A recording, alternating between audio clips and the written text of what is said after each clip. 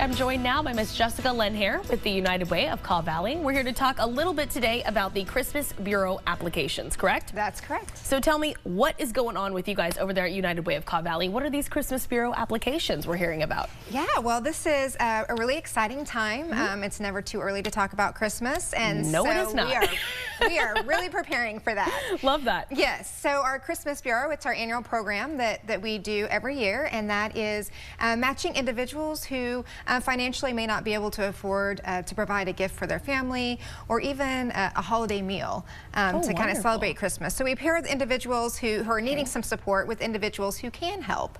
But the first part of that is the intake process and getting those individuals through the sign-up process to make sure that we have all the information that we need from them to know that they do qualify for Christmas Bureau, and we ask them to share like what their wish list items are, what they're hoping to receive, and we document all of that information so that we can pair them later with someone to adopt them. But it's a really important time to get everyone through that process pretty early because it is a lot of people that we end up helping. So we have to start in October and the first week in November. Yeah, I remember my mom used to say growing up, I start my Christmas shopping the week after Christmas. Yes. So I mean, as early as possible, you guys probably want to get this started, get this going, so that you can help as many people as you guys possibly can, right? Absolutely, yep. And so what what exactly do people need to do that are out there watching, and maybe they think that they could apply for this and they could actually be eligible? What would they need to do? Yeah, so anyone is eligible if their gross income is below the 200% federal poverty level.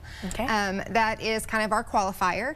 And if they are coming to, we are only open certain days through the intake process beginning on October 25th. And so they need to come and show proof of income. So whether that's, their vision eligibility cards or social security cards, some kind of information so that we can verify their income. Yeah, of course.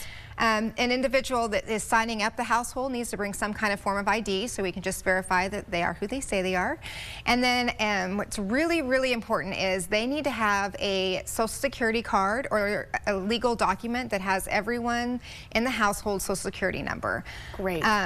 We hate when families end up coming all the way to the intake site and they come with all their wish list items and they don't have that last piece of information. It's really critical. Okay. We need that to help us just verify everyone that we are signing up through the process, and it helps us cut down on duplication and all kinds of things. So that's really important for people to remember. Yeah, definitely important for people to know, because it's like when you go to the DMV or something else, I feel like I'm always missing that one very, very important document.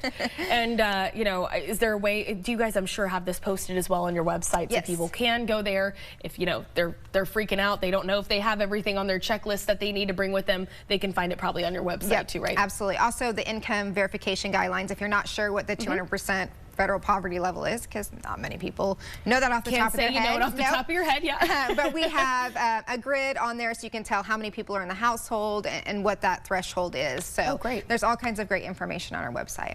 Oh, awesome. And so, I mean, other than, this, of course, wonderful, the Christmas Bureau applications, is there any other ways for people out there that are watching that, might not be eligible for this, but want to help volunteer and help volunteer around the holidays? What would you let them know, and what would you tell them this morning? Yeah, well, we do love volunteers at United Way, and we always can use the help of volunteers.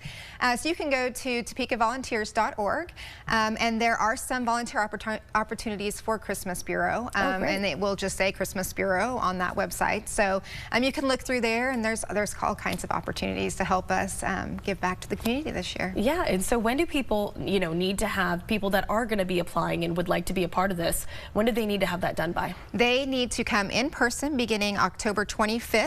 We're at one location. Okay. It's Echo Ridge Community Center, which is 2021 Southeast Market.